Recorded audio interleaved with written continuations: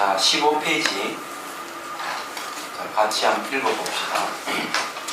자신의 내면을 들여다보는 것, 자기가 자기를 알아가는 것, 자기가 자신을 사랑하는 것, 자기의 고통을 자기가 없애는 것, 자기의 잘못을 자신이 용서하는 것, 내가 나를 깨우는 것, 자기가 자기를 구원하는 것.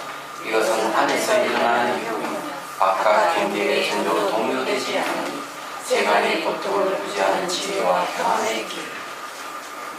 오늘은 몇 페이지요? 210페이지. 210페이지? 네. 210페이지. 과거로부터의 자유 봅시다.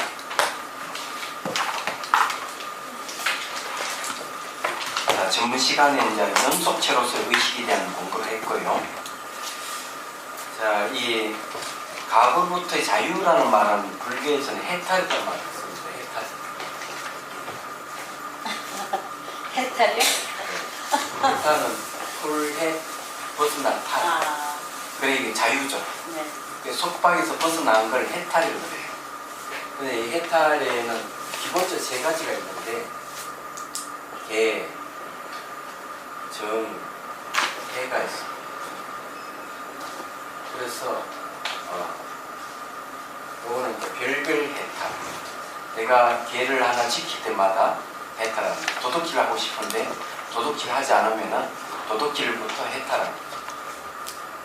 살생하고 싶은 마음이 있는데 누구 말 맞다 저기 그 호주 멜버른에 사는 분인데 예, 손님이 이제 오니까 집에 이제 어머니가 이 펄떡거리는 물고기를 하나 사와가지고 도마에 올려 칼을 탁 들어서 열을 하려 하니까 딸이 탁 나타나더니 엄마는 불장 맞아!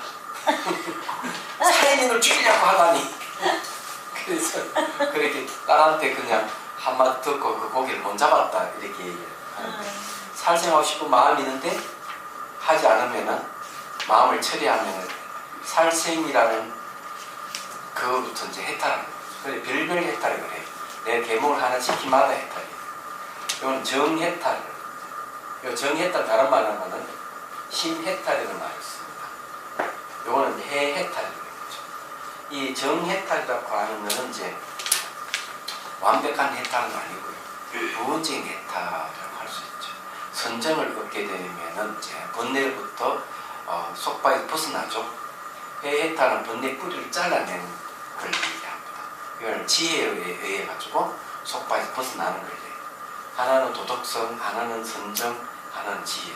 이렇게 해서 각각 해탈이 있다 이래 보는 거죠. 해탈의 다른 이름이 뭐냐면은 열반이라는 말도 있어요. 근데 요즘 이런 말 쓰면 다 머리 아파하니까 자유 이렇게 바꾼 겁니다.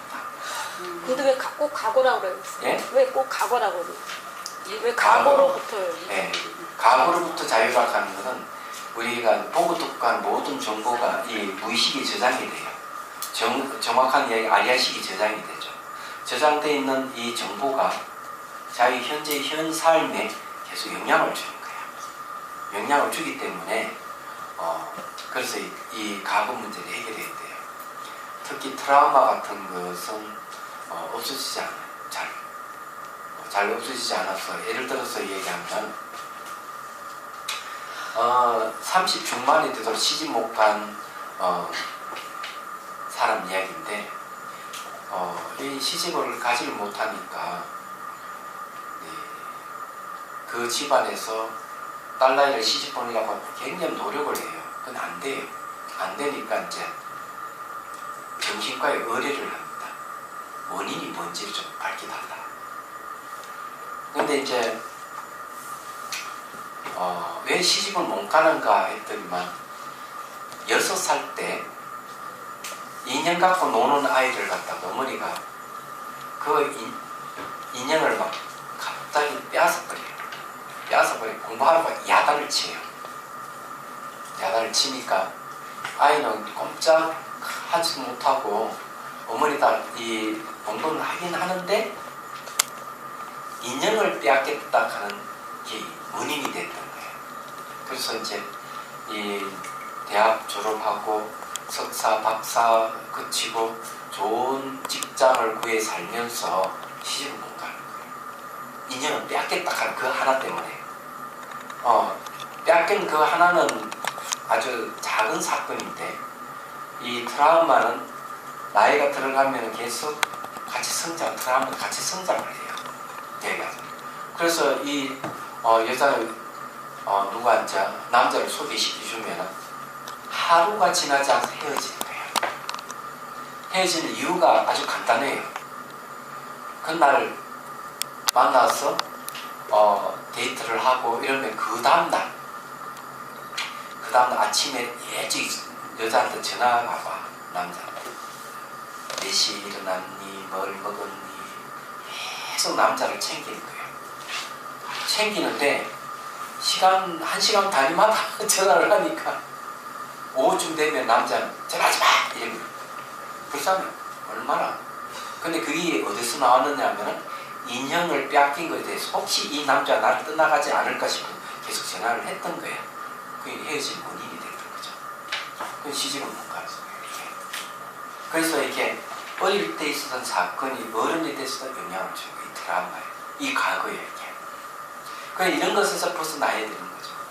이게 벗어나기 위해서 우리가 명상을 하는 이유가 여기 있는 겁니다. 여기도 그런 얘기 해놨어요. 수행 중에 나타나는 감각을 통해 내면에 드러나지 않았던 과거의 정보가 나타납니다.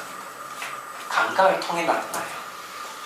이 감각이 이제 고통의 원인이라는 말. 그런 감각을 통해서 나타나는데 이거 왜 어떻게 이 원리가 왜 되느냐 참 중요하죠. 어떻게 감각을 통해서 일어날까? 참 궁금할 때 되어 서 있는지는 모르겠지만 자 제일 처음에는 접촉입니다. 간단하게 얘기하면 주객이 서로 접촉한다고 합니다. 접촉하게 되면 그 다음에 마음에는 경각심이 일어나요. 빠르게. 그 다음에 일어나는 감각이 일어나요. 감각이 일어나면 그 다음에 표상이 일어나요. 이미지가. 그 다음에 이제 뭐가 있고 의도가 있고. 이게 심리가 일어나는 과정이에요. 제일 처음 접촉부터 일어나요. 근데 이제 우리가 이제 무의식이라고 그러죠. 무의식.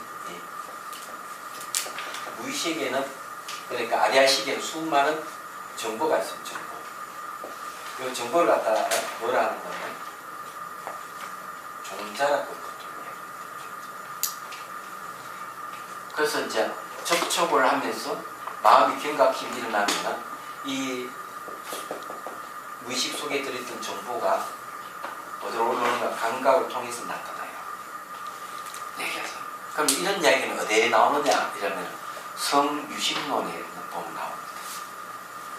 그러니까 제가 현대적으로 이렇게 바꿔서 설명했을 뿐이에요. 그래서 이 접촉을 하게 되면 이게 막 일어나는 거예요. 얘기하자면 벌써 한 10년은 되는 것 같은데 자비수가를 하려는 분이 한번 자비선사에 와가지고 수행을 했는데 이분 제가 누군지를 모르겠어요. 근데 와가 수행하고는 돌아가서 여러 사람 근처서 내 귀에 돌아왔는데 이 사람은 어릴 때 성폭행을 당한 사람이었어요. 어릴 때 아마 초등학생쯤에서 아마 성폭행을 당했던 거예요. 그래서 이게 어른이 되고 또 40대가 돼서도 늘 이 트라우마가 있었던 거예요. 우울증에 걸려있고. 그래서 이분은 자기수반하고는 그 트라우마에서 벗어났어요. 그래서 내가 물어봤어요. 누군지 모르니까 어떻게 벗어났는데 이러니까 수행 중에 자기가 어릴 때 성폭행 당했던 것이 마치 화면으로 드라마 같이 쫙 나타나. 자기는 그걸 보면서 그 광경을 객관적으로 지켜보기 시작했던 거죠. 그 광경. 자기 성폭행 당하던 사건을 마치 영화를 보듯이 보는 거죠. 그러므로 해서 벗어났대요. 얘기하자면. 그러면서 이제 이거는 기억으로만 존재하고 실체가 없는 것이다. 는 이해가 가지면서 그때부터 거기서 벗어나기 시작했다. 그래서 이게 이제 보통 심리 치유는 자기 문제가 심리적인 문제는 자기가 직접 자기 문제를 볼 때 심리는 반 이상은 해결돼요. 얘기하죠. 그래서 외국에는 명상 심리학회가 생긴 이유도 거기에 있고 얘기하죠. 명상을 하니까 심리 상담을 받을 필요가 없이 자기 문제를 자기가 보니까 해결된다는 거죠. 얘기하죠. 이 내용 이제 그런 얘기예요. 얘기하자면은 그래서 이제 이런 과정을 거친다는 걸 이제 이해를 하십시오. 자, 218페이지 보면은 그러면 이러한 몸과 마음의 생명 현상에 자비손의 접촉이 왜 필요할까요?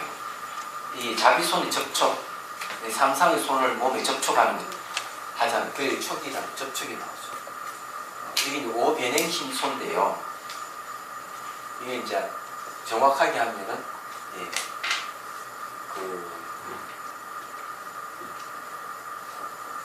촉, 자기, 수, 상,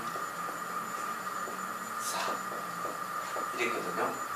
촉, 자기, 수, 상, 사라고 오변행심소입니다. 이게요. 그래서 이거는 이제 이 심리가 일어나는 과정을 이렇게 이제 표현하고 있죠. 심리가 일어나는 과정. 그 심리가 일어나는 과정인데 말씀드리고 싶은 거는 항상 심리는 접촉이 있어야만 심리가 일어난다는 거죠. 근데 이 접촉하면 이런 심리 과정을 거치면서 내 속의 것도 올라온다는 거지. 속의 것도. 그 자비수가는 뭔가 하면 자비수는 몸을 접촉을 하게 되면은 과거에 자기가 트라우마 같은 이런 것도 올라올 가능성이 있다는 거죠. 얘기하죠. 또 좋은 것도 올라오고 나쁜 것도 올라오고. 올라올 때마다 그게 자기 심리 현상인 줄 빨리 알아야 돼요. 여기 얘기를 하는 그런 얘기예요. 제가 그때 한번 얘기를 했는가? 이거 또 한 번 더 얘기하죠. 그사님이 이제 와가지고 탁 수행을 하는데 감로수 물을 쫙 보니까 감로수 물이 자기 마음이잖아요. 그걸 이미지와 물을 부었는데 물이 몸에 이제 접촉을 해. 물을 가 붓다 보니까 맑고 투명한 물을 자기는 분명히 부었는데 물 색깔이 매우 투명하면서 붉은색이야. 왜 붉은색이 몸에 자꾸 그러지? 그 자신이 살펴보니까 와인이 와인. 이 그사님은 와인을 너무 좋아해가지고 평소 계속 와인을 마시는 거예요. 그래서 수행하니까 와인이 물이 흐르는 거지. 그러니까 자기 습이 이제 올라오는 거죠. 그래서 이렇게 접촉을 하게 되면은 자기 이제 정보가 자기 강력하게 그 영향을 받았던 정보들이 올라오게 돼요. 그러면서 거기서 벗어나기 시작을 하는 거예요. 이 그사님 연세가 그때만 해도 70세인데 몇 년 됐네요. 이 무스탕에 이제 처음 그 극기 명상 하러 갔을 때 이 그사님이 제일 먼저 앞에 가요. 야, 70세인데. 그래서 물어봤어. 이 제일 빨리 왜 그래 빨리 갑니까? 이러니까. 그 스님이 가르쳐 준 대로 극기 명상을 하니까 힘 하나 늘고 제일 앞에 가게 됐습니다. 이렇게 얘기해요. 가장 힘들었던 분이 뭔가 하면 진여성 보살님인데 강주에 사시는 보살님. 이분도 거의 이제 70이 안 됐겠네. 그때는 그게 안 됐지만 자기가 가장 건강하다고 생각했는데 트리킹 명상하러 가가지고 가장 힘이 들었던 거죠. 내가 가장 건강한 게 아니구나 그때 알았거든. 근데 그 70세인 그 그사님, 홍그사님이 제일 빨리 얘기하죠. 그래서 이제 하여튼 그때가 좋았어. 좋았는데 그 그사님 이야기. 근데 그런 거 외에 이제 여러 가지가 있어요. 여기 이제 그런 얘기입니다. 자비손의 접촉이 왜 필요할까요? 의식은 전후찰나 모든 정보를 가지고 상속하는 연속체이며 육체를 만들고 육체에 의지하고 있으며 사람과 사물, 환경에 접촉하는 순간순간 정보의 형상화가 이루어집니다. 마음에 저장되어 있는 정보가 막 올라오고 형상화되는 거고 또 그 정보를 계속 마음에 저장하고 이러는 거죠. 그래서 정보의 형상화라고 말을 썼습니다. 그러면 자비손과 접촉하게 되면 몸에 있는 미시의식이 반응하면서 저장됐던 정보들이 나타납니다. 자비손의 접촉이 삶의 모든 것들, 특히 과거 삶의 몸과 마음의 정보를 알 수 있게 해줍니다. 자비손을 통해 자신이 가진 몸의 문제와 정신적인 문제, 그리고 심리 그림자의 트라우마를 알고 해결할 수 있을 뿐만 아니라 미래의 삶을 더 행복하고 바람직한 방향으로 이끌어 갈 수 있습니다. 여기에서 이제 어떻게 이거 갈 수가 있느냐, 이게 어떻게 이것을 해결할 수가 있느냐 하면은 이제 이걸 단말을 봐야 돼요. 예, 단말을 보는 겁니다. 단말.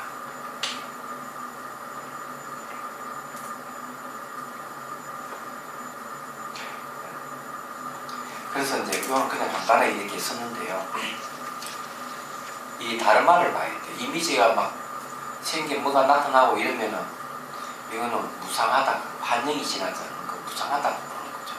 생기가 반드시 사라진다는 걸 확인하는 거죠. 생기는 다 사라지게 됐어요. 뭐든지 나타나는 거. 근데 어떤 사람은 자기가 안 좋은 거 올라오니까 그만 못하서 가버린 사람도 있어요. 수행하면 좋은 것이 올라와야 되는데 왜 이렇게 안 좋은 것이 올라오느냐. 그래서 나한테 물어보지도 않고 가는 그런 사람들. 그런데 어쨌든 좋은 것이든 나쁜 게 다 올라오는 거예요. 그때도 얘기했지만 동물도 올라온다. 멧돼지도 올라오고 뱀도 올라오고 참새도 올라오고 미꾸라지도 막 올라오고 구더기도 막 나타나고 이렇게 다 나타나는 법이 있어. 근데 그런 것들은 대개 이제 자기가 갖고 있는 까르마하고 연관이 있어요. 제가 미얀마에서 수행할 때 그때 저기 한 교사님이 예술을 하시는 분인데 그 와서 단기 출가해서 수행하는 분인데 이분이 그런 얘기, 자기 수행을 센터에서 할 때 그 무릎 밑에 정강이하고 장단지 이쪽에서 빨간 피가 흘러나오는 거죠. 빨간 피가 흘러나오면서 나오길래 자신이 무언가 이게 묻어나기를 자신이 봤더니만 요거 손가락만한 해골들이 무수하게 흘러나오더라. 이렇게 얘기합니다. 이거는 뭐 자기 본인이 갖고 있는 까르마예요. 그래 매우 상징적으로 나타난 거죠. 얘기하자면. 그때도 얘기했지만 자비손을 싹 쌓으니까 손가락 끝에서 미꾸라지가 막 나타나요. 이것도 제가 물어본 전화가 왔길래 순천에 사시는 미꾸라지를 잡아먹었느냐 하니까 남편을 이제 철마다 추탁을 해줬다. 미꾸라지를 잡아가 이게 요리하는 과정에서 그 정보가 몸에 배인 거죠. 그러니까 이제 자비손을 스타을 주니까 그것이 탁 나타나는 거죠. 얘기하는 거예요. 그래서 제가 그걸 무상으로 환영으로 가야 된다 얘기를 해줬어요. 해줬는데 그래서 그런 것들이 나타나는 거죠. 말하자면. 자, 생명의 형상, 감각으로부터 이거 뭐예요? 아이고, 엉뚱한 데 읽고 있었네. 죄송해요. 괜찮아요. 엉뚱한 데 읽고 있었어요. 자, 다시 219페이지 보십시오. 예, 이런 거 보면 완벽하지 않다는 걸 확실히. 좋습니다. 이런 걸 보면서 저는 도인이 아니라는 걸 확실하게 인식하고 있습니다. 왜 별로 감사해요? 그거 걱정도 안 해요. 내가 좀 잘났다 생각하면 이런 실수하면은 마음이 아프고 이럴 건데 나는 늘 실수할 수 있고 도인이 아니다 생각하니까 이런 실수해도 아무 짓 안 해. 자, 봅시다. 219페이지. 다시 읽을게요. 수행 중에 나타나는 감각을 통해 내면에 드러나지 않았던 과거의 전부가 나타납니다. 지금 나의 삶을 결정하는 것은 과거의 행위 결과입니다. 우리는 과거를 먹고 산다 해도 과언이 아닙니다. 과거를 먹고 산다는 거죠. 왜냐하면 지나간 과거가 끊임없이 현재의 삶에 영향을 주기 때문입니다. 그 다음에 이제 220페이지.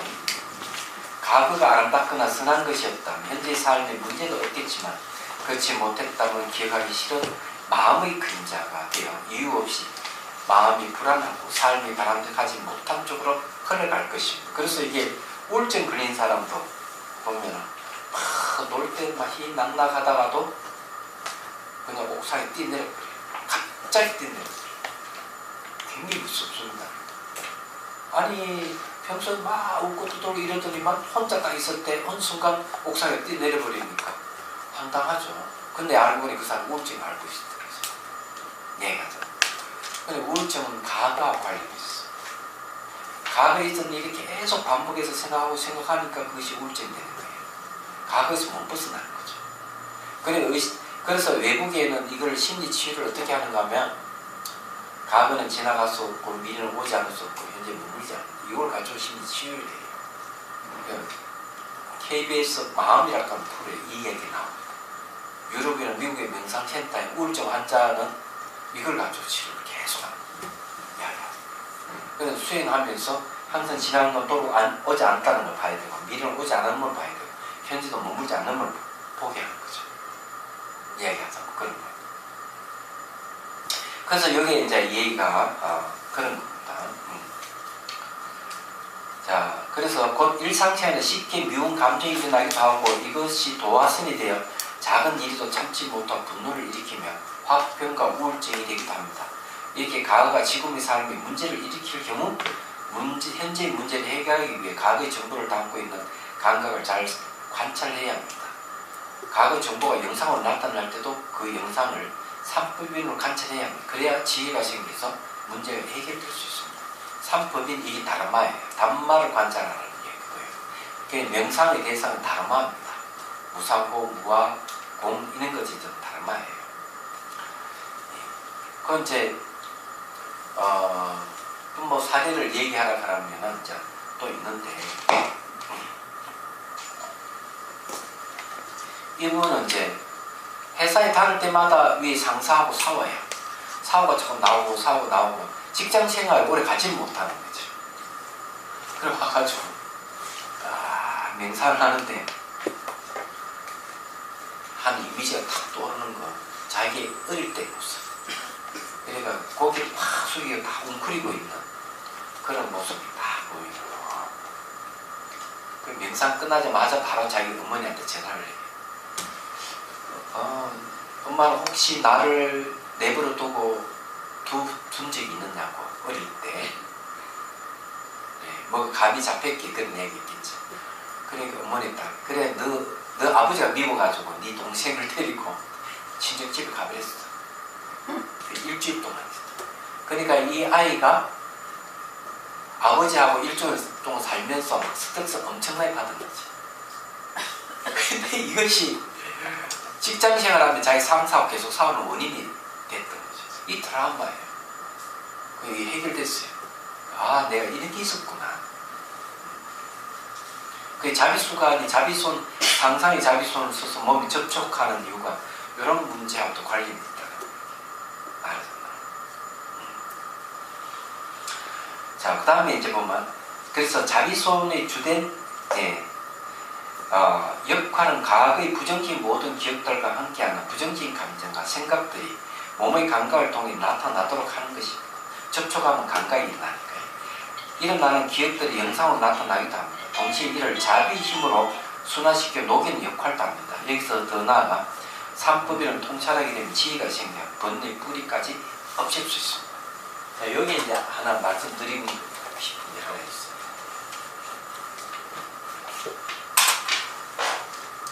여기 이제 기본적으로 이제 삼법인이 나오는데 삼법인이 이제 부산입니다.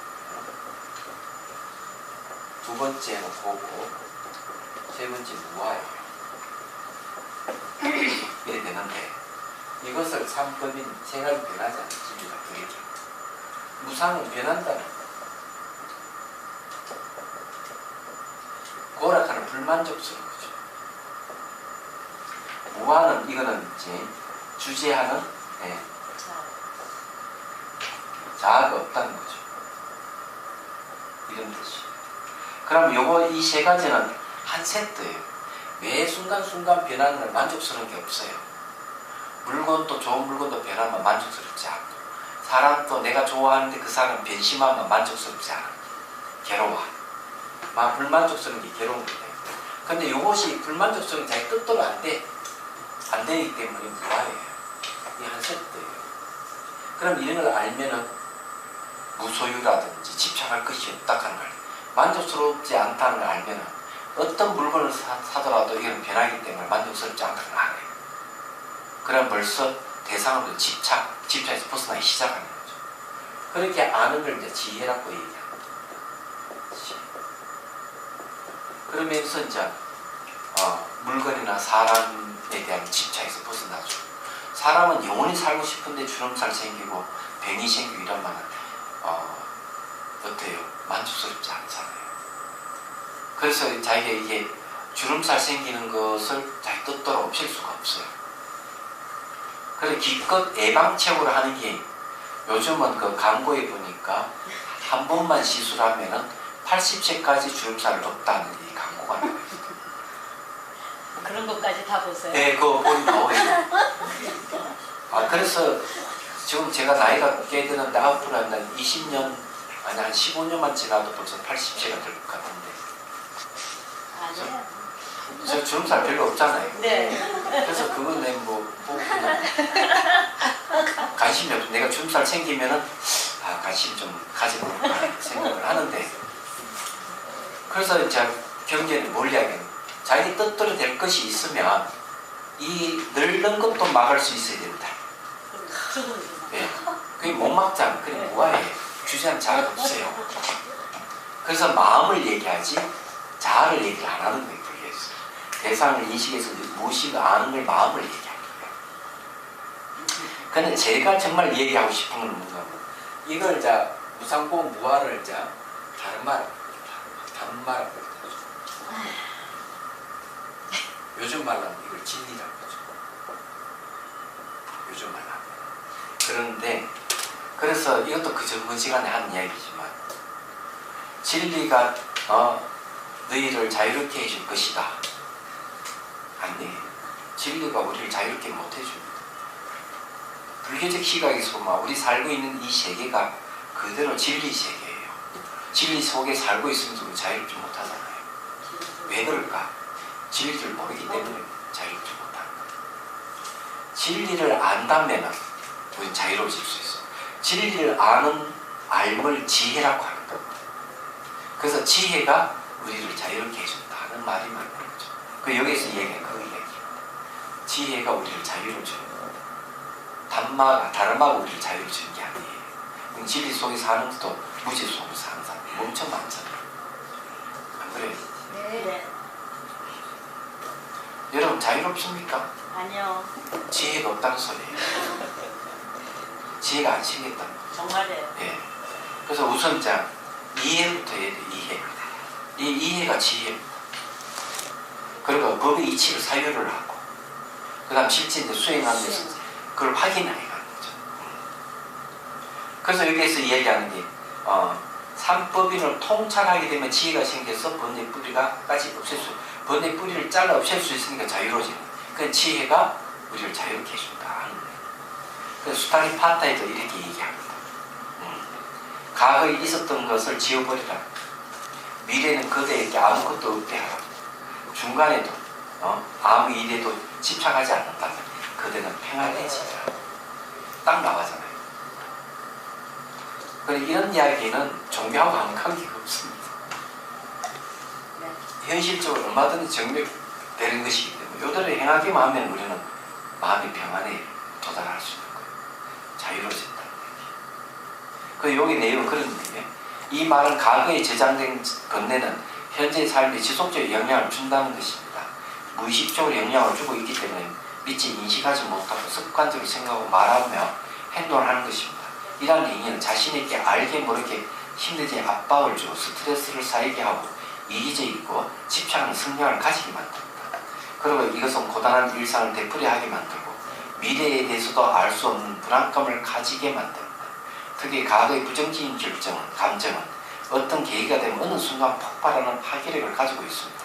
가정이나 학교나 직장 등 어느 곳이든 나타날 수 있습니다. 어느 선생님이 저한테 딱 그런 얘기예요. 학교에 가가지고 평소에 없었던 일이 벌어져요. 학교에 갔는데 애들이 좀 무슨 말을 하길래 갑자기 그만 감정이 폭발해가 애를 그냥 종아리를 때렸대. 그러고 자기 반성을 했대. 평소에는 안 그래도 내가 왜 감정이 폭발했을까? 딱 돌이켜보니까 집에 나올 때 부부싸움을 하고 나온 거야. 부부싸움을 나와가지고 차 타고 올 때까지는 아무 감정이 없었고 교실에 들어갈 때도 감정이 없었는데 그게 몇 시간 사이에 잠재되어 있던 것이 분노가 잠재되어 있다가 그 아예 한마디 말 한마디에 폭발해 가서 때리게 되거든. 그래서 이것도 이 감정이 쌓이고 쌓이면 빵 하고 폭발하는 거죠. 그래서 이제 사회에서는 이걸 푸는 방법을 대개 어떤 방법을 사용하는가 하면 문거를 잠그고 네? 베개라도 물건을 던지라. 산 위에 올라가서 고함을 지르라. 그 외에 이제 또 어떤 방법이 있는가 하면은 뭐 이름이 잘 모르는데 의자를 갖다 놔놓고 자기 스트레스 준 사람 그 앉아있다 생각하고 막 욕을 하면 때리게 하는 방법이 있어요. 사이코 드라마 나왔나? 근데 그거 좋은 방법 아니에요. 진짜 안 좋은 방법. 네. 절대 그거 하면 안 돼요. 습관대. 왜 하면 안 되는가 하면은 그러니까 어떤 분이 여자한테 아버지한테 스트레스 받아가지고 아버지 그 앉아있다고 상상하게 하고 아버지한테 욕을 하고 때리고 이랬거든요. 집에 못 들어가요. 아버지에 대해서 벌써 이 미안한 마음이 생겨가지고 하면 안 되는 거예요. 그런 방법, 옳은 방법이 아니에요. 최근에 그 비슷한 게 생겼잖아요. 최근에 비슷한 생긴 문제는 은혜의 교회에서 그거 했잖아요. 그것이 알고 싶다 하는 프로 보신 분이 한번 보십시오. 그게 뭘 했으면 타작마당이라는 걸 해가지고 타작 성경에 보면 잘 알다시피 타작을 해가지고 껍질을 벗기고 알곡을 취하는 거잖아요. 마찬가지로 이 죄업을 벗긴다는 의미에서 사람을 때리는 거죠. 타작하듯이. 타작 기계라는 사람이 있어가지고 살짝 때리면 크게 때리라고 이렇게 지시를 하죠. 그런데 거기서 뭐가 있는가 하면 자식이 부모를 때리게 하는 거예요. 부모가 자식을 때리고. 보신 분 계시죠? 예. JTBC에서 한 거예요. 예. MBC가 아니라.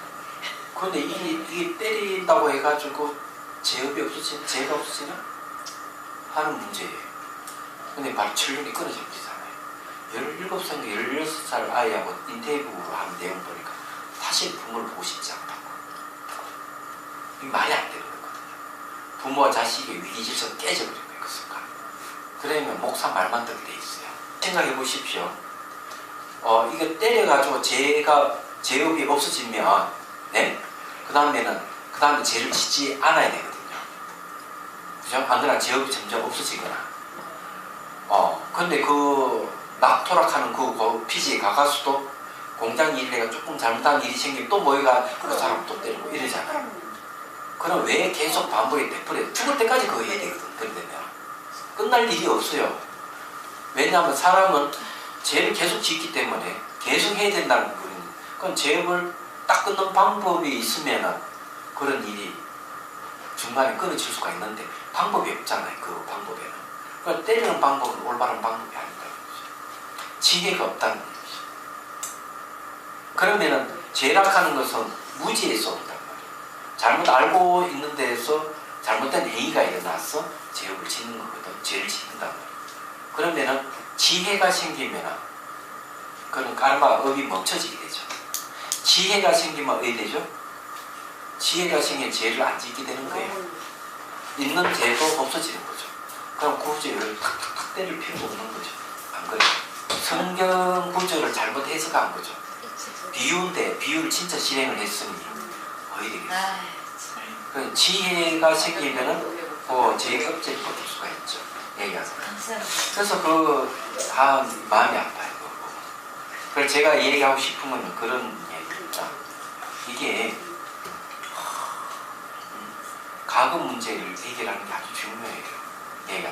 그래서 이게 잠재된 게 막 폭발할 수 있다는 게 그런 거예요. 그래서 그 남림에 보면은 남림에는 뭘 얘기하고 있는 이런 얘기. 자기 죄업을 소멸시키는 데 있어가지고 열심히 경전 독송을 하면서 그 뜻을 잘 새기게 되면 지혜가 생깁니다. 지혜에서 그 죄업이 없어진다. 본문 들을 때도 마찬가지, 수행할 때도 지혜가 생기면 그거 없어진다. 이렇게 얘기하고 있어요. 우리 절집에서 얘기하면 기도를 열심히 한다고 죄업이 소멸되는 거 아니라는 거 빨리 알아야 돼요. 기도, 천년만년 기도를 해도 죄업은 소멸 안 돼요. 그건 왜냐 지혜가 없기 때문에. 근데 기도 열심히 하는 건 중요해요. 복을 많이 쌓을 수 있어요.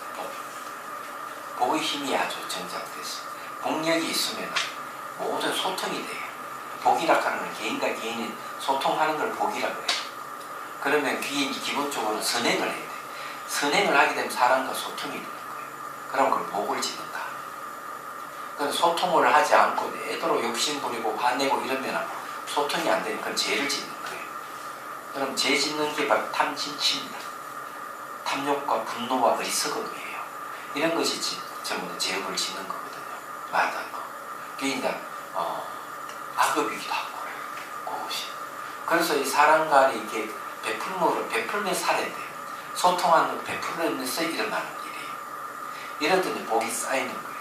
이걸 이제 얘기를 하면 이렇게 얘기할 수 있죠. 요즘 그 아파트 청약 같은 거 하죠. 요즘 그죠? 자, 강남에 있는 아파트를 요즘 그 TV에서 표현한 대로 하면은 한 집 뭐라 하더라? 쓸만한 한 집만 찍으면 된다. 똘똘한 한 채. 네? 똘똘한 한 채. 그래, 똘똘한 집 한 채. 이제 기억납니다. 똘똘한 집 한 채만 잡으면 된다. 이런 생각이 사는데, 그럼 청약을 했다. 두 사람이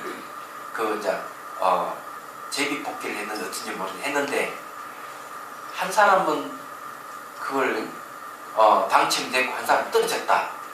근데 두 사람 나이도 똑같고 학력도 같고 그 다음에 이제 같은 배우자가 있고 자식도 이제 복부위를 얘기하는 자식도 다 있는데 똑같은 조건인데 왜 한쪽에는 떨어지고 한쪽에 붙었느냐 이렇게 하면은 이 붙은 사람은 엄덕을 많이 쌓았기 때문에 그렇다. 엄덕 그늘 엄자에 큰 덕잖아요. 엄덕 이 말은 뭔가 하면은 남 몰래 선행을 많이 했다. 선행을 하는 것은 소통되는 마음이에요. 소통을 많이 했기 때문에 그 청탁하는 것도 소통이 일어나가지고 된 거고 한 사람은 자리 꼬이면 주로 자기가만 챙기고 이러니까 소통이 안 되니까 기운의 흐름이 계속 막히고 기운의 흐름이 딱 막히니까 그거 안 되는 거예요. 이렇게 이 얘기를 할 수가 있다. 그걸 다 복력이라고 그래요. 복력. 그래서 이 복을 갖다가 함부로 취급하면 안 되는 게 건강경에 보면은 이 세계를 바꾸는 건 복의 힘에 의해서 바뀌어진다. 그래서 계속 남에게 베풀고 이렇게 하면 자기만 바뀌는 게 아니고 세상을 바꿀 수가 있다. 얘기하죠. 건강경이 그 얘기를 하고 있다. 대단한 일이에요. 말하자면은 그래서 이제 복과 지혜를 다 갖춰야 돼요. 이 두 개. 기도도 열심히 하고 또 지혜를 얻는 그 명상도 열심히 하고 다 같이 해야 됩니다. 그 요 예언이 이제 그런 얘기다 이렇게 이제 말씀드리고 싶고요. 예, 그 다음에 이제 봅시다. 이것을 푸는 방법 여러 가지가 있겠지만 우선 과거 기억 속에 잠재되어 있는 부정적인 감정과 직접 대면해야 합니다. 단순히 현재의 나이로부터 과거로 거슬러 가면서 과거의 기억을 의도적으로 떠올려 과거에 맺힌 것을 푸는 것이 아닙니다. 이렇게 할 수도 있어요. 자비수원을 몸에 접촉하면 감각기관 털구멍을 통해 가까이 느낌과 생각이 일어나고 그 감각에 의해 저절로 과거의 기억이 명상으로 나타납니다. 그 털구멍 이야기 나왔는데요. 털구멍을 통해서 가까이 느끼는 생각이 일어난다고 하는 것은 능가경이 나오는 겁니다. 이 능가경이 117주에 보면 나옵니다. 대해여 만일 안식이 알마를 일으키면 일체 몸의 부분인 감각기관과 털구멍에서도 일시로 전식이 일어나는 것이 이렇게 불을 전졌습니다. 뭔가 변화하는 식이 일어나는 것이 거울 속에 어떤 물상이 일어나는 일시로 나타난 것 같다. 또한 인연을 따라서 차례로 나타나는 것도 있느니라. 이게 저 능가경이 나오는데 그래서 이걸 제가 인용했습니다. 자, 222페이지. 나타나는 현상 가운데 가까이 동물과 식물의 모습이 나타나기도 합니다. 심지어 전생의 모습도 나타납니다. 몸에서 일어난 감각의 모습, 바로 5대 기운의 현상인데 이를 통해 과거의 기억과 현재의 번뇌가 일어나기 때문입니다. 그래서 이 감각이 고통 원인이다, 윤의 원인이다 이래 보는 겁니다. 말하자면. 그래서 감각을 통해서 다 일어나는 얘기하죠. 그래서 이제 자비손을 쓰면서 이제 다 몸을 어머니 애기를 쓰다듬어 줄 필요가 있어요. 그러면 자기들이 문제가 드러나기 시작을 합니다. 저도 트라우마가 있거든요. 저 트라우마가 있는데 지금은 거의 뭐 생각 안 하지만 노래 못 부르는 트라우마가 있어요. 노래. 제가 옛날에 이것도 한 이야기지만 진짜 충격을 받았어요. 저는. 엄청난 충격을 받았는데 제가 초등학교 4학년 때 짝이 뭔가 부반장이야.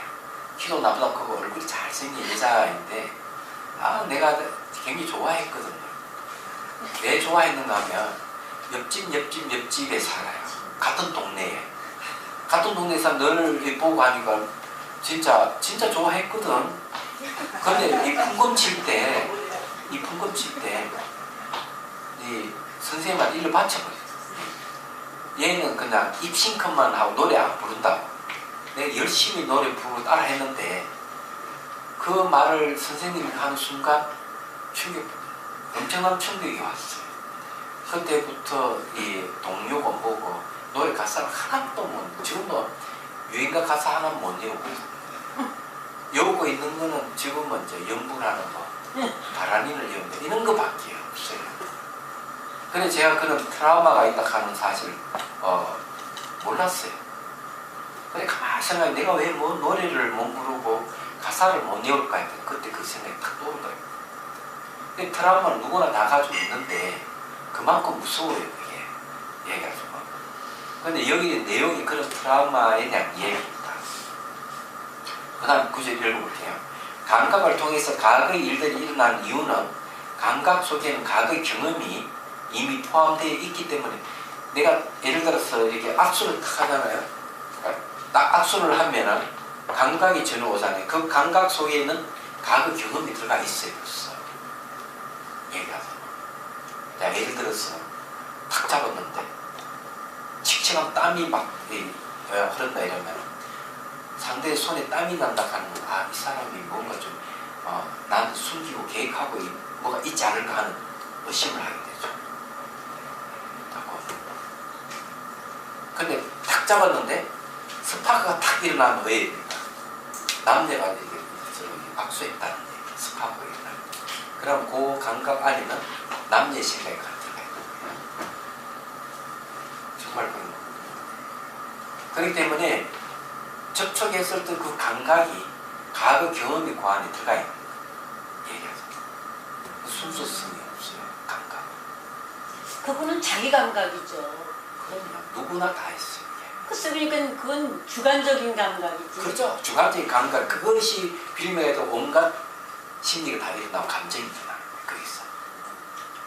그래서 이제 탁 압수를 했는데 감각이 일어났는데 그 감각이 무기여야 돼요. 선도 아니고 악도 아니어야 돼요. 인사죠. 인사에 네. 불과하지. 그게 이제 제일 좋아요. 그런데 사람들은 뭘 꿍꿍이 있다든지 어떤 심리 변화가 있으면 탁 잡으면 여기에 딱 나타나요. 벌써 감각을 통해서 그 사람 고양이를 싫어하는 사람이 있거든요. 네. 고양이 싫어하는 사람이 있는데 고양이에게 여기 팔등이 한번 끊겼다든 이러면 그 고양이를 싫어해요. 가까이 가려고 하잖아요. 한번 끊기는 경험 때문에. 그래 고양이를 딱 보면 보는 거는 시각적인 감각이잖아요. 보는 순간 탁 피해버려요. 예. 그래서 이게 감각에 과거 경험이 들어가 있다는 말 그런 뜻이에요. 우리 그걸 바르게 이해를 하지. 네. 근데 스님 고양이한테 긁힌 사람이 한두 사람이 아닌데 왜 그 사람만 특별히 그런 트라우마가 생기고 그러냐 이제. 강하게 그 인상을 네. 받았겠죠. 그래서 얽혀서 강하게 인상을 받지 않는 사람은 괜찮아요. 네. 아까 그 인형 가지고 뺏겼다는 그 그것도 사람도 그 아이는 그런 사람 그런 애 그렇게 잘한 게 다 부지기수인데 왜 그 사람만 맞죠. 그렇게 그러냐. 근데 그 아이는 그러니까 어떻게 어머니 받아들이냐. 기시에 눌려가지고 아무렇지도 않게 넘어갔지만 강하게 충격받은 거죠. 자기가 좋아하는 인형을 뺏겼다는 충격 그 안에 있는 거죠. 그래서 그것이 이제 얼만큼 충격을 받아내에 따라서 마음이 저장이 돼 있느냐 안 돼 있느냐 결정이 되는 거예요. 그걸 갖다가 예, 아비달마에서는 정확하게 이렇게 표현해요. 물질이 한번 바뀔 때 마음은 몇 번 봐? 17번 바뀐대. 그러니까 인식하는 과정이 대상이 한번 바뀔 때 마음은 17번. 근데 1대 17이라는 거죠. 그러면 거기서 얘기를 하는 게 뭐냐면은 대상을 인식하는 과정을 쭉 설명하면서 강하게 인식되어 있던 것은 그 17, 17차를 다 가지만 강하게 인식되지 않는 것은 17차를까지 인식이 안 간다고 이렇게 얘기하는 거죠. 얘기하다가. 그러니까 그런 것도 자세하게 저는 본서에 설명하고 있는 거죠. 그러니까 그 이제 강하게 인식됐던 것이 이렇다. 그걸 기억을 하면 돼요. 이 부분이 어디서 나오신다고 했죠? 네? 아비달마요? 아비달마에 나오는 거니까. 아비달마에 나오기 때문에 그걸 찾아보면 찾아야 될 거예요. 처음부터 끝까지 아비달마 찾아보고 그 부분이 딱 나와요. 원래 이제 뭐 논문 하나 쓰려고 그러면 그런 수고를 해야 됩니다. 네. 안 할 수 없는 거죠. 그래서 이제 감각을 통해서 과거의 일들이 나타나는 이유는 감각 속에 과거의 경험이 이미 포함되어 있기 때문입니다. 예를 들면 흑의 요소는 자만심을 일으키는 원인입니다. 그래서 자비소원에 의해 흑의 요소의 딱딱한 감각이 일어나면 딱딱한 감각을 매개하여 과거 자만심을 인하여 생긴 기억이 일어나는 것입니다. 물과 불, 바람, 혹은 요소와 관련되는 기억과 번뇌도 마찬가지입니다. 그런데 딱딱하다 하는 것은 이렇게 딱 쓰면 몸이 딱딱한 감각이 생기면 이거 흑의 요소예요. 딱딱한 거는. 그러면 딱딱하다 하면 이건 자기의 자만심, 고집 이런 거 관련돼 심리적으로 보면. 예를 들어가지고 이렇게 물을 부을 건 자비손을 쓰는데 이 피부는 다 껍질은 다 이렇게 사라져버리고 뼈만 남아있는 사람이 있어요. 뼈. 그러면 제가 얘기를 하죠. 당신은 고집이 세시죠. 이러면 거의 고집이 있다고 얘기를 합니다. 자기 강한 주장을 하는 사람들이. 뼈가 뭐 흑의 요소거든요. 얘기하죠. 근데 그런 사람이 있어요. 싹 쓰다 보면 그냥 이 물컹물컹 해가지고 막 이렇게 액가루 물질 녹으면서 싹 사라져버리고 하는데 어떤 사람은 녹으면서 뼈가 딱 나타나는 사람인데 그런 사람 대부분 자기 주장이 강하고 고집이 센 사람들이 많다. 얘기하죠. 그러니까 거기서 이제 코칭을 할 때 이분은 고집이 있다. 강한 주장을 하는 사람이다. 리더자다. 이런 걸 여러 가지 추측을 할 수가 있는 거죠. 말하자면. 그 다음에 이제 봅시다. 이처럼 우리 몸은 감각과 생각이 투영되어 스크린임에서 동시에 몸 자체 하나의 영상입니다. 이 영상의 성격, 흙, 물, 불, 바람, 혹은 5대 요소가 결합하여 한 마음이며 또 5대 각기 다른 성격을 일으키는 마음이기도 합니다. 5대 요소의 성격이란 자만, 탐욕, 분노, 질투, 무의 등의 5도 번뇌와 인간, 지옥, 아기, 아수라, 천상 등의 5도를 말합니다. 5도라 하는 건 뭔가 하면 5갈래로 이제 우리가 사람을 설명할 수 있는데 그 붓다의 심리학이라는 책을 보면은 그것도 6도를 얘기하면 6도에 대해서 심리를 얘기합니다. 그러니까 지옥의 심리는 어떤가 하면 지옥의 심리를 가진 사람은 특징이 사람을 괴롭히는 사람, 늘 사람을 괴롭히고 생명을 많이 죽이고 이런 사람은 지옥의 심리에 빠져 있는 거죠. 그런 사람들은 고개를 탁 들고 안 다녀요. 굉장히 이합적인 모습을 하고 다닙니다. 걸리면 때리고 욕을 하고 그런 사람 지옥의 심리가 그런 사람 죽으면은 죽는 순간 바로 지옥으로 가요. 지옥의 세계가 나타납니다. 반대로 엄청난 선행을 한 사람도 죽는 순간 8단계의 죽음의 과정을 안 거쳐요. 즉각적으로 바로 천상에 천계에 바로 태어날 수가 있어요. 그는 엄청난 선행을 하거나 엄청난 악행을 지닌 사람은 이 죽음의 과정을 거치지 않는다 이렇게 얘기합니다. 그러니까 인생을 바꾸려면 엄청난 악행을 하거나 엄청난 선행을 해버리면 인생이 싹 바뀌어 사주팔자 들쓸 필요가 없어요. 그건 요범 4권이라는 책에서 나오는 출판사 이름까지 얘기할게요. 불강 출판사에서 발행한 거. 중국의 요범이라는 사람이 자기 인생을 바꾼 것을 저술에서 남긴 겁니다. 그래서 중국에서는 그걸 마치 교과서같이 생각하고 그 책을 필독서로 읽는 사람이 굉장히 많답니다. 그 내용이 이런 거예요. 뭐라고? 불강출 반사 요범 4분 운명을 바꾸다. 저도 원서를 봤는데 책이 좋습니다. 좋죠? 예. 보시면 책이 좋아요. 거기에 보면은 한 교사님이 이 선바이가 수행을 하는데 다른 사람 좀 다르거든. 그걸 스님 불러서 물어요. 물으니까 이분 얘기는 어릴 때 이래 숨을 기른 도산이 와가지고 저희 사주를 봐줬는데 지금 살아온 걸 되돌아보면 그 사주 딱딱 맞다. 그럼 앞으로 살아갈 일도 딱 맞은데 내가 그렇게 의도를 일으켜서 힘쓸 필요가 뭐가 있겠습니까? 주 진대로 살지요. 이러니까 이 스님 하는 말이 변수가 있다 하는 사실을 모르는군요. 뭐가 변수입니까? 마음이 바로 변수입니다. 마음은 결정된 게 아무것도 없습니다. 마음을 바꾸면 당신 인생이 다 바뀝니다. 그럼 어떻게 해야 됩니까? 이러니까 1년에 1000개의 선행을 목표로 해서 선행을 해보십시오. 그러니까 1000개의 선행을 해가지고 가고 시험을 봐요. 자기 가고 운이 없다 했는데 공직에 나갈 운이 없다 했는데 덜커덕 붙어버린 거예요. 바로 운명이 바뀌었죠. 그 다음에 1년에 10,000개의 선행을 하겠다고 선행을 해요. 1년에 10,000개의 선행하려면 하루에 선행 얼마나 많이 해야 되겠어요. 그죠? 그럼 이번에 이제 가 돼가지고 골일령이 사또가 된 거야. 근데 이번에 뭘 했는가 하면은 잘 선정을 잘 베푼 거죠.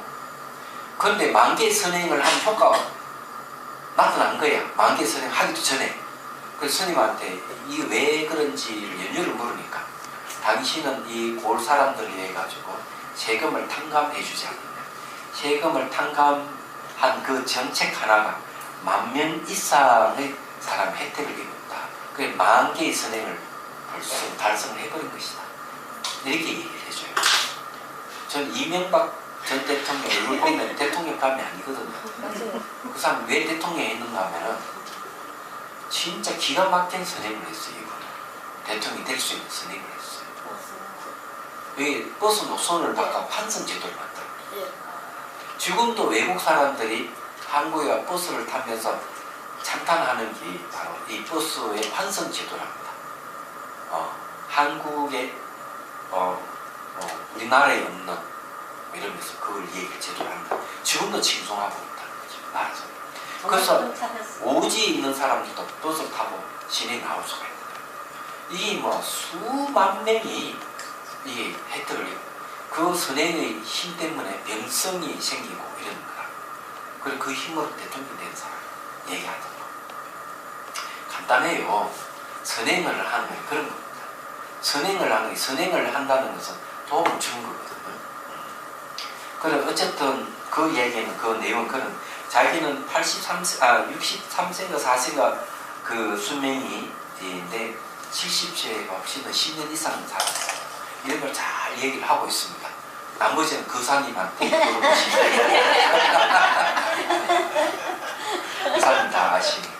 그게 아들을 근데 자식이 없다고 했거든요. 자식이 없다고 했는데 나중에 선행을 많이 베풀어가지고 아들을 낳았는데 그 아들한테 주는 그 글이 아 그렇구나. 네, 맞습니다. 내가- 몰랐어요. 아직. 네, 처음부터까지 안 읽어봤는데 중간 읽었거든. 내 원하는 부분만 읽어서 그런데 역시 또 선행을 열심히 해서 또 자식까지 낳았군요. 그 아들이 팔자가 없다고 그랬어요. 자식이. 네. 그래서 신경을 안 썼는데 나이 먹어가지고 50 넘었으니까 그래가지고 아들을 둘을 낳았어요. 아 그래요. 네. 그러면 저기 뭐고 오리새끼에 그 나오는 그 가수는 그 49세 됐던데 이름이 뭐더라? 네? 그 사람에게 얘기해야 될 부분에 그 사람이 가수 유명 무슨 건모? 김건모. 김건모에게 얘기해야 되는데 그 책을 선물해야 되겠네. 장관 안 갔는데 왜 들어가? 장관 못 갔잖아요. 네. 열심히 선을 보는 잘 안 되잖아요. 그죠? 선행을 시켜야지. 그러면 이제 50 넘어서 자식을 볼 수 있고 그 어머니가 얼마나 좋아하겠어. 효도도 못하고 있잖아요. 우리나라 지금 힘든데 자식 나서 고생시킬 일이 있어요. 무슨 말씀을 그렇게 하실 나야지. 가야지. 장가를 아니, 가해서 애를 낳는 것도 그것도 예, 공덕인데. 그 아이를 낳는 건 애국자인데 그럼요. 자식 놓지 마라 그러는 건데 말도 안 돼. 고생할 생각하면 가엾어. 그 다음에 이제 아기의 심리는 어떤 거 하면요 끊임없이 자기 욕망을 채우기만 이기심 뻘뻘 뭉친 사람들 남이 어찌됐든 자기만 피해를 안 보고 자기만 이익을 추구하는 사람은 아기의 심리라고 해요. 그것도 심리학이고 근데 이런 사람은 죽으면 아기를 태어나 아기는 귀신의 세계예요. 아수라의 심리는 뭔가 하면은 끊임없이 자기 욕망을 추구하긴 하는데 자기를 개선하는 사람 자기를 계속 끊임없이 바꾸면서 자기를 개선해 나가는 사람 이런 사람은 사워가 계속 이기면서 계속 직장에서 자기 성급을 올리는 사람이기도 해요. 이게 아수라의 심리예요. 근데 이기심 똘똘 뭉친 자기 욕망을 추구하는 사람하고는 수준이 다른 거죠. 그 다음에 인간의 심리는 뭔가 하면은 어떨 때는 선했다가 어떨 때는 악했다가 이러는데 그러면서 자아감이 강한 사람 자존심 상하고 자기를 내세우고 그러면서 선행을 했다가 또 악행도 했다가 선과 악을 아주 반반 정도 그런 천상의 심리를 가진 사람은 어떤가 하면은 끊임없이 선행을 하면 늘 베푸는 행동을 합니다. 그냥 자기를 내세우지 않아요. 이래도 저래도 흥하면서도 어렵고 힘든 사람 쫓아가서 그 사람을 위해서 다 봉사를 하고 이런 사람 이걸 천상의 천계의 심리를 해요. 태어나 죽으면 천상이 된다는 거죠. 그래서 이제 천상이 태어날 수 있는 사람 조건 두 가지만 갖추면 됩니다. 도덕성과 선행을 하는 두 가지만 열심히 하면 인간계에서 더 좋은 천계에 태어날 수 있다고 경제는 얘기를 하고 있어요. 두 가지 도덕성과 봉사 선행을 하는 것. 그런데 이 도덕성 계행이라고 해요. 계율을 지키는 건데 사실 한 가지만 지키면 돼요. 계행은 선행이라고 이렇게 얘기합니다. 내가 선행을 하는 게 도덕성을 함양하는 거예요. 그래서 착한 행만 열심히 하고 남을 도와주면 봉사하고 베풀기만 하면은 천상의 심리를 가지고 그 사람 바로 죽으면은 죽음의 과정을 거치지 않고 바로 천계에 태어난다 이렇게 얘기하는 거죠. 얼마나 좋아. 천상은 재미없을 것 같아. 예? 천상은 재미없을 것 같아. 그래도 돌덩어리나 그래야 반성도 하고. 돌덩어리가 나무 토막 같이 되는 것은 진짜 재미가 없는데 네. 천상에 가면 할 일이 굉장히 많아. 그래요? 어떤 네. 일이요? 너무 재밌는 너무 많아. 거기는 수명도 굉장히 길고 막 몸에서 빛이 반짝반짝 나고 음식 먹는 것도 그냥 그렇게 어렵지 않고 그리고 이쁜 여자도 너무 많아가지고 많은 거 보래요, 남의 여자. 그럼 태어나기만 하면 엄만 천사에서 벗어나고 싶은 마음이 없대요. 그게 이제 누군가 하면은 그 종이경제에 보면 나오잖아요. 난다 얘기 나죠. 난다고 결혼식 하는 날 부침이 딱 가니까 부침이 공약 올리고 그냥 가버리거든. 난다고 부침이 바로를 잡고 뒤따라가면 드리려고 하면은 되돌아보고 달라고 할 텐데 되돌아보고 안 가니까 쫓아가잖아요. 그래서 이제 절까지 가요. 절까지 딱 가가지고는 바로 그냥 제 머리 깎여라 추가시켜요.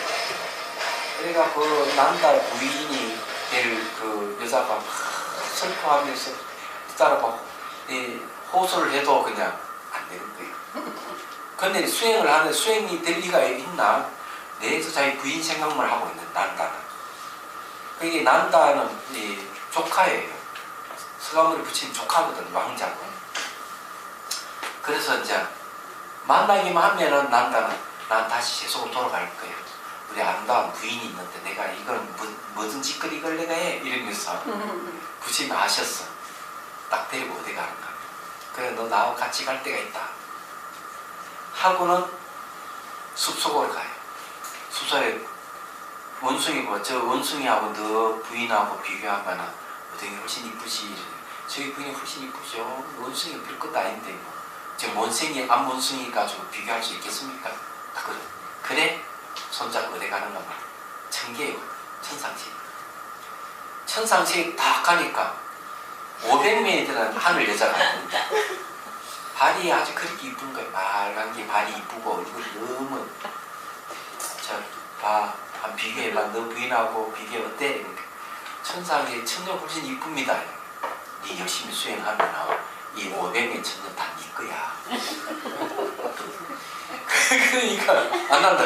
왜 알겠습니다. 내가 수행하겠습니다. 지상에 내려가서 수행하는데 소문이 나는 거예요. 부처님하고 거래해가지고 저 수행하면 500명 천녀를 주기로 했다 부처님이. 근데 소문이 쫙 나요. 근데 이제 얼마나 열심히 했든 아란이 됩니다. 아란이 되니까 물어봐. 다른 스님이 저기 부처님하고 500명 천녀를 받기로 했다면 막 이러니까 난다 고개를 들었잖아요. 별로 예쁘지도 않네. 그만 아란이 되가 생사에서 막 벗어나버린 거예요. 그런 얘기가 초기경전이 나와요. 그러니까 여자라고 해가지고 다음 생에 꼭 여자로 태어나는 법이 없으니까 마음의 본성 남들이 결정 안 돼 있거든. 강하게 염원해가 내가 다음에 반드시 남자로 태어나겠다. 그리고 내가 지금의 선행을 해가지고 천사에 태어나기를 바라십시오. 그러면 이쁜 여자를 얼마든지 그것을 만날 수가 있어. 정말이에요. 스님 저는 지금 행복하고 싶어요. 네? 다음 생까지는 생각 안 갈 하고. 필요 없이 그냥 네. 열심히 지금 단말을 배우고 수행을 하시면 돼요. 네. 휴지가 있습니다. 네, 감사합니다. 수업을 마치겠습니다.